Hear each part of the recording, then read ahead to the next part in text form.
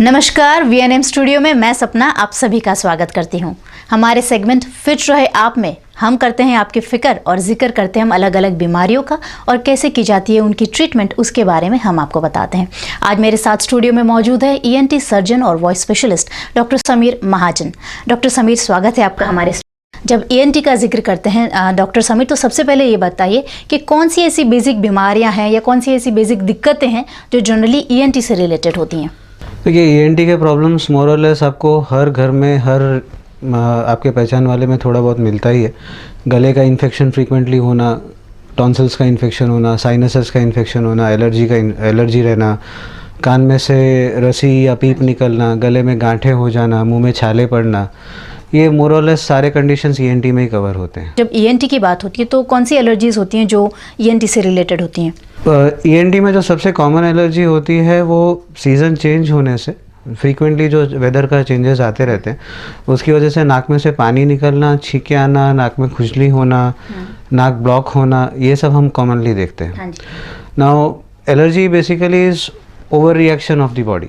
हमारी बॉडी किसी normal condition को ओवर रिएक्ट करती है, उसको एलर्जी बोलते हैं। ये हमारी इम्यूनिटी कम नहीं है, हमारी बॉडी किसी पर्टिकुलर चीज़ को ओवर रिएक्ट करती है। फॉर एग्जांपल, शायद आपको परफ्यूम लगाएंगे तो आपको छींके नहीं आएंगी, पर मुझे परफ्यूम लगाने से स्नीजिंग चालू हो जाएगी, तो I am over reacting to perfume, तो दैट इज़ एलर्जी। नाक में से पानी निकलना भी एलर्जी है, छींके आना, नोज ब्लॉक होना, नाक में मसे हो जाना, वो भी एलर्जी है। एलर्जी नीचे की तरफ जाए तो श्वास नली पे इफेक्ट करता है, उसे ड्राई खांसी आती है, वो भी एलर्जी है। और इसका एक एक्सट्रीम फॉर्म अस्थमा होता है, वो भी एलर्जी है। काफ़ी लोगों को सीज़न चेंज होने पे एलर्जी होती है, जो डबल सीज़न बोलते हैं। रात को ठंडी है, दिन में गर्मी है, 2 दिन बारिश पड़ी, फिर अचानक गर्मी हो गई, तो जो फ्रीक्वेंटली सीज़न चेंज होता रहता है उसमें एलर्जी काफ़ी रहता है। इसमें भी मोस्ट कॉमनली हम फरवरी मार्च में सबसे ज़्यादा एलर्जी देखते हैं। उत्तरायण से लेके होली तक एक तो पोलिनेशन होता है, परागराज जो बोलते हैं, और हर 2-3 दिन पे सीज़न चेंज होता है। 2 दिन गर्मी है, 2 दिन ठंडी है, बीच में अचानक बारिश हो गई, तो ये जो 2 महीने का सीज़न होता है उसमें एलर्जी सबसे ज़्यादा होता है। सेकेंड जो एक एलर्जी देखने का मिल रहा है वो गर्मी ख़त्म होना और बारिश होने का जो टाइम होता है उस टाइम पे, एंड अगेन दिवाली के आसपास जब बहुत से पटाखे फूटते हैं, पॉल्यूशन होता है उसकी वजह से। सो ये हुआ सीजनल एलर्जी, जो हर बार सीज़न चेंज होने पे हाँ, और काफ़ी लोगों को सीजनल एलर्जिक राइनाइटिस होता है। And there are some particular segment जिनको सिर्फ फरवरी और मार्च में ही होता है, वो पोलन एलर्जी के केसेस होते हैं। हाँ, नाउ एलर्जी आपको एक माइल्ड फॉर्म में भी हो सकता है, खाली पानी निकलना, छींके आना, पर कंटिन्यूस पानी निकलता रहे, छींके आता रहे तो एक एम्बैरेसिंग कंडीशन भी हो जाती है और आपको कामकाज में डिफ़िकल्टी भी करती है। ये बढ़ जाए तो साइनसेस में इन्फेक्शन होने लगता है, साइनसेस में इन्फेक्शन होगा तो हेडेक होगा, उससे ज़्यादा एलर्जी हुई तो नाक में मसे होंगे तो सांस लेने में तकलीफ होगी, सेंस ऑफ स्मेल चले जाएगा। तो बेसिकली एलर्जी को जितना जल्दी कंट्रोल किया जाए, जितना जल्दी ट्रीट किया जाए, उतना आपका लाइफ में इजी रहता है, उतना आपको डिफ़िकल्टी कम रहेगी। आपने साइनस की बात की, राइनाइटिस की बात की, तो जब आप राइनाइटिस की बात करते हैं तो एलर्जिक राइनाइटिस क्या होता है और उसे कैसे ट्रीट किया जाता है? एलर्जिक राइनाइटिस जैसे मैंने बताया, रनिंग नोज, वाटरिंग, इसमें बेसिकली सिंपल एंटी एलर्जिक्स जो है वो बहुत अच्छा रोल प्ले करते हैं। शुरू में अगर आपको जस्ट रनिंग नोज है, वाटरिंग है, तो सिंपल एंटी एलर्जिक्स ही सफिशिएंट होती है। कभी कभी जब एलर्जी का प्रमाण बढ़ जाता है तो उस समय नेज़ल स्प्रेज आ गए हैं, एलर्जी के लिए स्पेशल स्प्रेज आते हैं, उनका रोल भी बहुत है। अब एलर्जी के जो स्प्रेज हैं they are extremely safe, and US FDA जो यूएस की फूड एंड ड्रग अथॉरिटी है, उसने 2 years एंड अबव के बच्चों में उसे सेफ डिक्लेयर कर दिया है। तो उसकी वजह से उसका जो हमारे पास ट्रीटमेंट ऑप्शंस बहुत बढ़ गए हैं, and we can offer better care to patients instead of giving them steroid tablets, nasal drops नहीं, xylometazoline nasal drops जो होते हैं दे आर बेसिकली डीकंजेस्टेंट्स। आप नाक में डालोगे तो नाक खुल जाएगा, पर वो एलर्जी को ट्रीट नहीं करते। पर जो लोग उसको कंटिन्यूसली 7 days से ज़्यादा यूज़ करते हैं तो उसकी आदत पड़ जाती है, फिर उसी की वजह से सर्दी होने लगेगा। जब तक आप ड्रॉप्स डालोगे नहीं तब तक आपकी सर्दी ठीक नहीं होगी। तो नेज़ल ड्रॉप्स जो टेलीविज़न पे फ्रीक्वेंटली एडवर्टाइजमेंट कर रहे हैं और लोग नोज ड्रॉप्स फ्रीक्वेंटली यूज़ करते हैं, वो अपने आप में एक प्रॉब्लम है।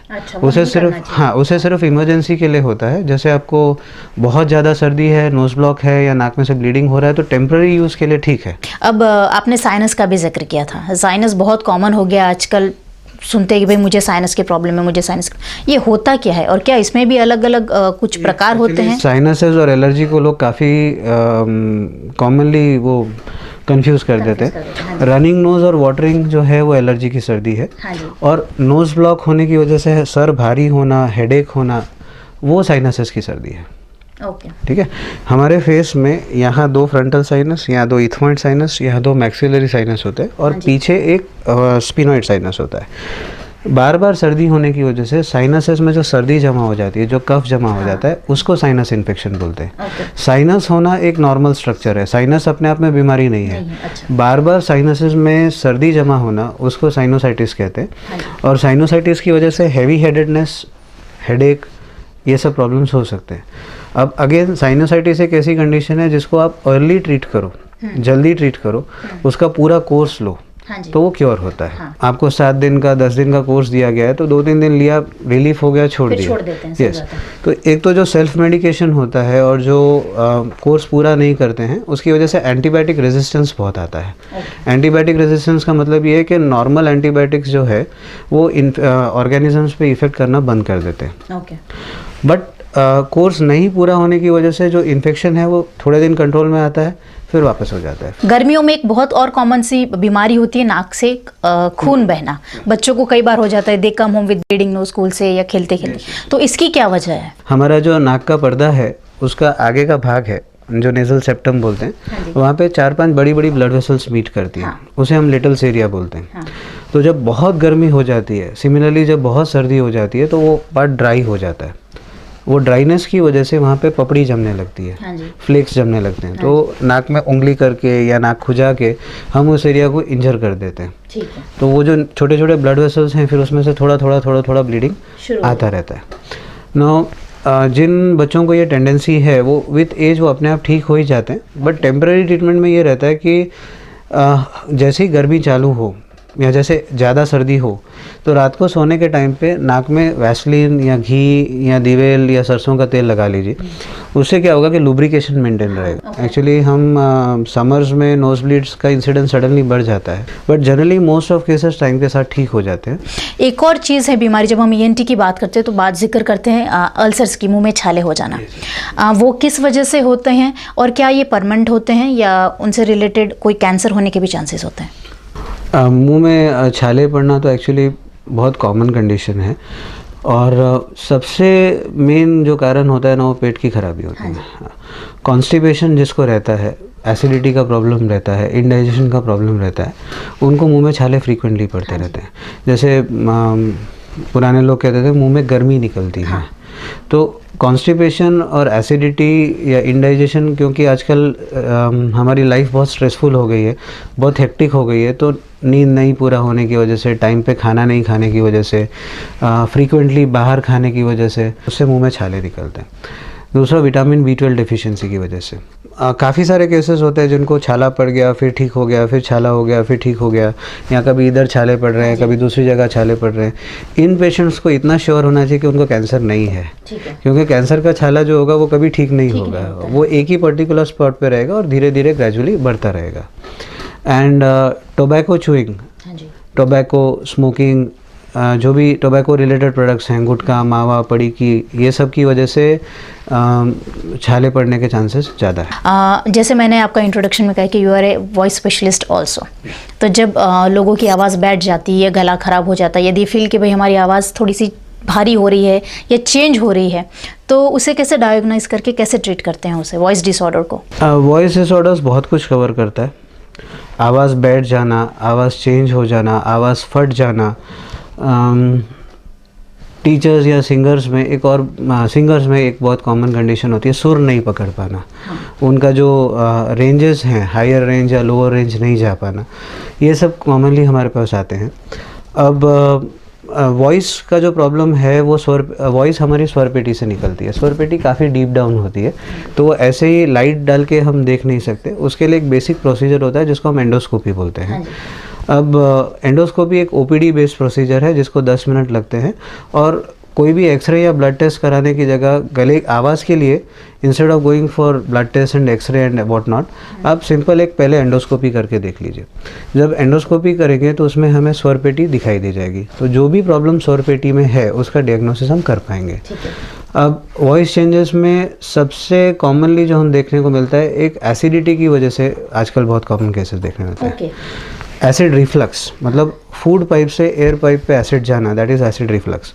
तो एसिड जो रिफ्लक्स होके फूड पाइप से एयर पाइप में जाता है तो स्वर पेटी के पीछे के भाग में सूजन आ जाती है, जिससे स्वर पेटी थोड़ी भारी हो जाती है और आवाज़ चेंज हो जाती है। मदर्स जो अपने बच्चों पे बहुत चिल्लाती हैं या बच्चे जो बहुत ज़्यादा चिल्लाते हैं, उनको स्वर पेटी पे छोटे छोटे मस्से हो जाते हैं जिनको हम नोड्यूल्स बोलते हैं।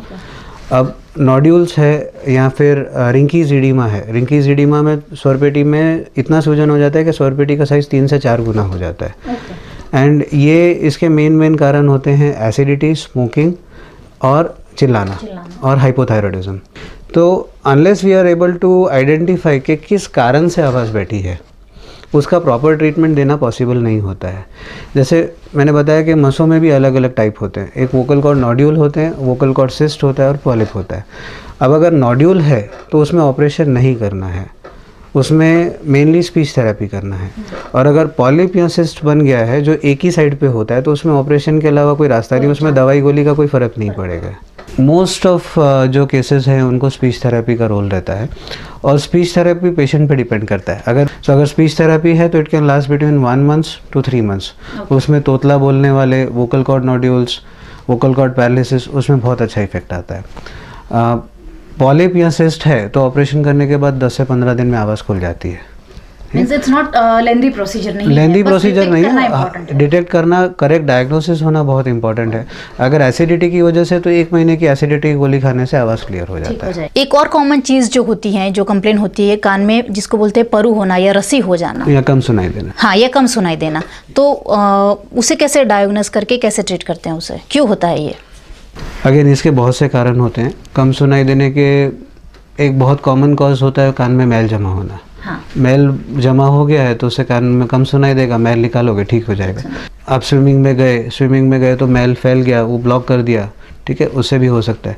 जनरली एक लोगों की टेंडेंसी होती है, डॉक्टर साहब मुझे एक ड्रॉप दे दीजिए जिससे कान साफ़ हो जाएगा। अब हर एक इन्फेक्शन में एक ही ड्रॉप चलता नहीं है। कान में होल है, उसका इन्फेक्शन अलग होता है, उसके ड्रॉप्स अलग होते हैं। कान में फंगस है, उसका ड्रॉप अलग होता है। कान में मैल है, उसका ड्रॉप अलग होता है। तो unless we see and unless we diagnose, कोई एक जनरलाइज ड्रॉप जैसा कुछ ट्रीटमेंट होता नहीं है। फंगस जैसे कि बारिश के मौसम में अपने अचार के ऊपर कैसे वाइट ब्लैक कलर का लेयर आ जाता है, दैट इज़ फंगस। इसी तरह से आप कभी बारिश में भीग गए हों या स्विमिंग पूल में गए हों जहाँ गंदा पानी आपके कान में चले गया हो, तो कान में भी फंगस हो सकता है। वो थोड़ा पेनफुल कंडीशन होता है और फंगस क्लीन करने से और उसका मेडिकेशन से ठीक हो जाता है। और हम यही उम्मीद करते हैं कि आप कंप्लीटली ठीक हो जाए, अपना ट्रीटमेंट पूरे से कराएं, क्योंकि हम चाहते हैं कि आप हमेशा फिट रहे, खुश रहे, मुस्कुराते रहें।